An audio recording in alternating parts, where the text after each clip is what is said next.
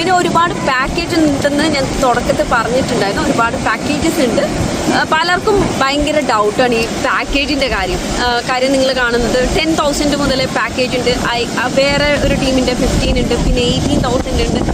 ഇതൊക്കെയും റേറ്റ് മാറുന്നത് ഒന്നുകിൽ ഫുഡിൻ്റെ ക്വാളിറ്റി, റൂമിൻ്റെ അവൈലബിലിറ്റി, അല്ലെങ്കിൽ റൂമിൻ്റെ ആ ഒരു രീതിയിൽ പ്രീമിയം ആ ക്വാളിറ്റി വെച്ചിട്ടാണ് അവർക്ക് റേറ്റ് മാനേജ് ചെയ്യാൻ പറ്റുള്ളൂ. സോ കാണുന്ന റേറ്റ് ഒക്കെയും ജെന്യൂൻ ആയിട്ടുള്ള റേറ്റ് തന്നെയാണ്. പക്ഷേ നമ്മളിപ്പോൾ 10,000-ന് ഒരു പാക്കേജ് എടുത്തു കഴിഞ്ഞാൽ 10,000 എക്സ്പെക്ട് ചെയ്ത് പോയാൽ മതി റൂമിൻ്റെ ആ ക്വാളിറ്റിയൊക്കെ.